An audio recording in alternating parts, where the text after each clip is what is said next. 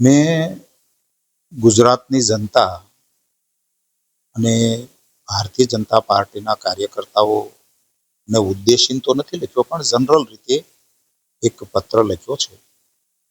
એમાં ભારતીય જનતા પાર્ટીના ભવિષ્યની અને સાથોસાથ ગુજરાતના ભવિષ્યની પણ એમાં ચિંતા વ્યક્ત કરી છે.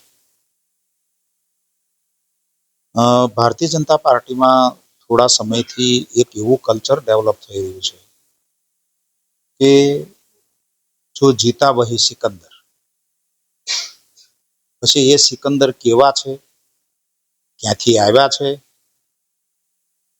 એની વિચારધારા શું છે, એની નૈતિકતા શું છે, એને ભારતીય જનતા પાર્ટી સાથે કોઈ સંબંધ છે કે નહીં, કાંઈ પણ જોયા વગર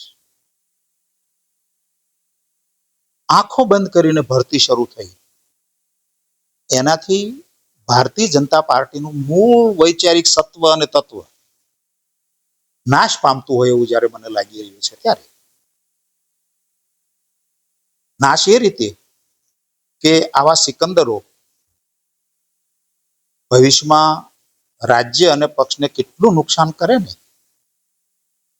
એની કોઈ કલ્પના નથી કરી અને ચિંતા નથી કરી.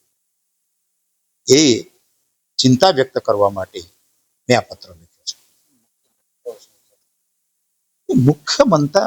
મુખ્ય મુદ્દાઓ ભારતીય જનતા પાર્ટી સત્તા કેન્દ્રિત વિચારધારાની જ્યારે નજીક સરકી રહી છે ત્યારે કોઈ પણ પોલિટિકલ પાર્ટી માટે માત્ર ને માત્ર સત્તાને કેન્દ્રમાં રાખવી એ આત્મઘાતી પુરવાર થાય. સત્તા કેન્દ્રમાં હોવી જ જોઈએ, ન હોવી જોઈએ એવું મારો વિષય નથી, પણ સિદ્ધાંતના ભોગે સત્તા નહીં. સિદ્ધાંત પહેલા, સત્તા પછી સિદ્ધાંતને આધાર બનાવીને, સિદ્ધાંતને કેન્દ્રમાં રાખીને જ્યારે તમે સત્તા પ્રાપ્ત કરો એ જ સત્તા સાચી. તમે N can પ્રકારેણ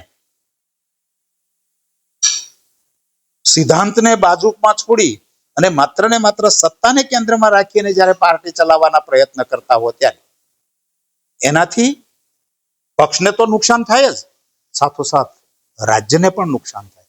Bharatiya Janata party ને 1995 આ રાજ્યની જનતાએ શા માટે ચૂંટીને મોકલી ભાઈ?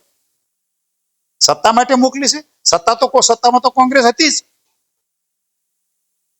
સિદ્ધાંત પરિવર્તન માટે ભારતીય જનતા પાર્ટીને સત્તા આપી છે.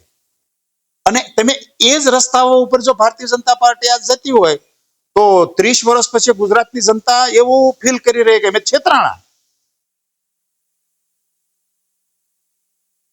તો ગુજરાતની જનતાને એવું ફીલ ન થાય કે અમે છેતરાઈ ગયા છીએ ભારતીય જનતા પાર્ટી, તો રૂક જાઓ, હવે બહુ થયું એવું કહેવા માટે મેં આ પત્ર લખ્યો છે.